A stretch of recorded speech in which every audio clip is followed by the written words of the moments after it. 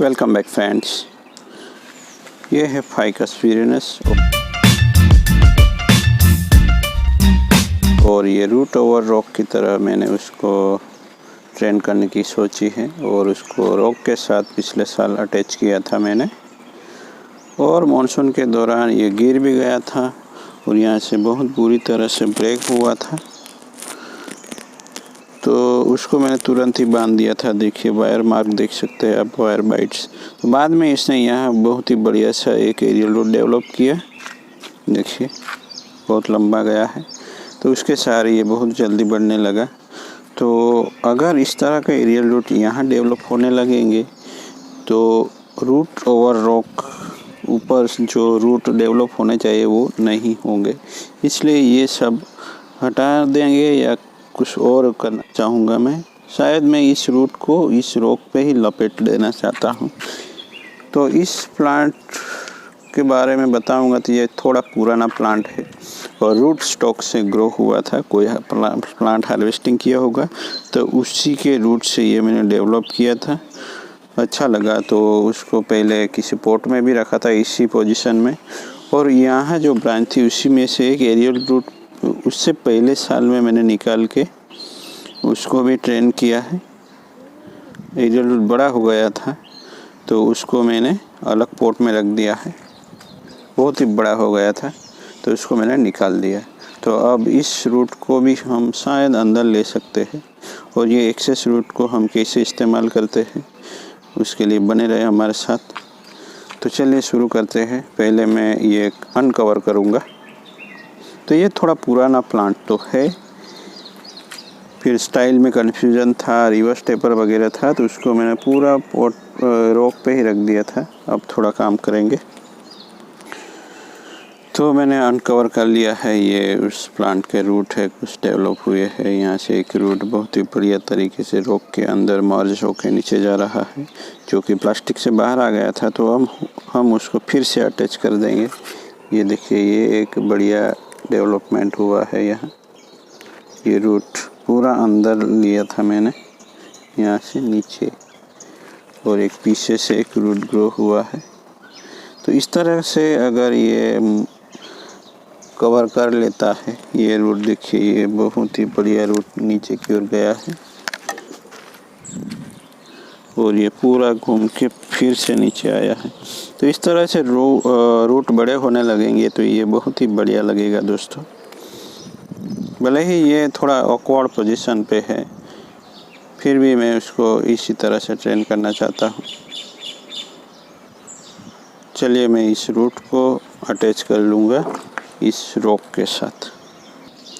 Rock में यहाँ whole देख सकते हैं, यहाँ से एक रूट, उस रूट को मैं पास करके उस रॉक के साथ ले लेता हूँ, यानी पॉट में रखना है इस रूट को हमें।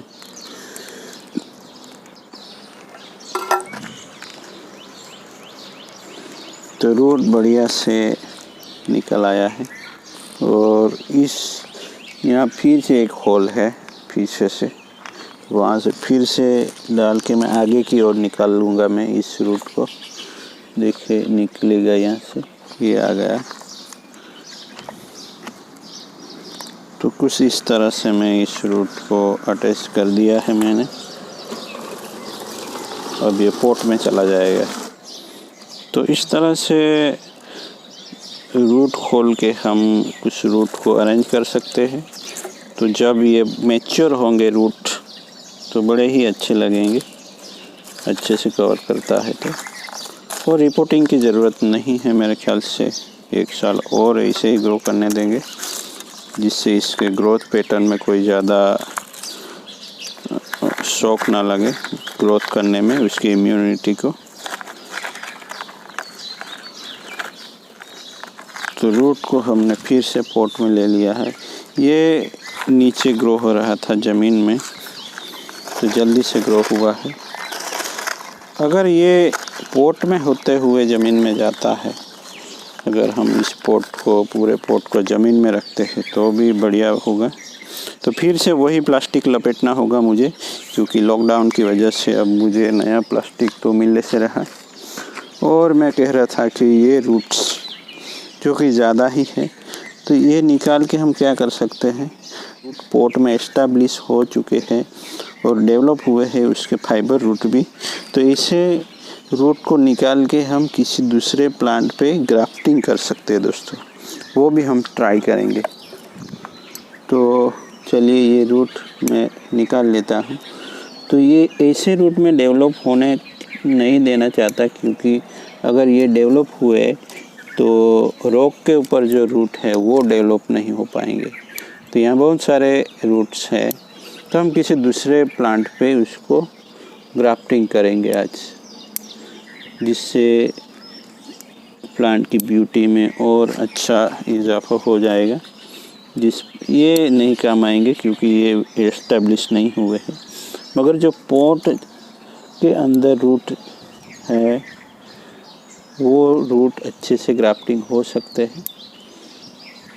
ये भी बेकार है, तो ये 3-4 रूट है जो कि काम के हैं, हम उसको दूसरे प्लांट के साथ ग्राफ्टिंग करेंगे। चलिए प्लास्टिक रब कर लेते हैं। तो हम अब सोच रहे हैं, या आप सोच रहे होंगे कि ये करने का फ़ायदा क्या हुआ हमें।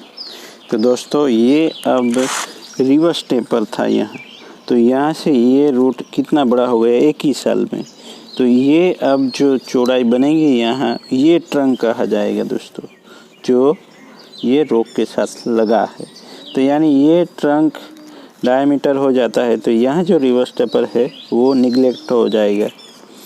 ओके, तो अब सवाल होगा कि ये प्लांट कब तक डेवलप हो पाएगा। तो ये आप लोगों पे डिपेंड करता है दोस्तों, आप कैसे उसको ट्रेन करना चाहते हैं, फास्ट में या स्लो। अगर इसी पोट में ऐसे ही स्टैंड पे रहने दिया तो ये 5-10 साल लगा देगा, अगर उसको ज़मीन पे रख दिया तो 2-3 साल में हो जाएगा।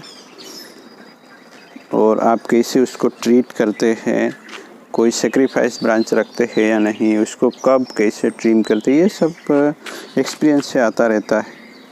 और आप लोगों को ये सब एक्सपीरियंस को याद रखते हुए हमें एक शॉर्टकट मेथड बनानी होती है, एक पैम्पलेट सा बना लेना चाहिए एक प्रोसीजर का, और उसी को फॉलो करना चाहिए, जिससे आपका प्लांट अच्छे से डेवलप हो पाए।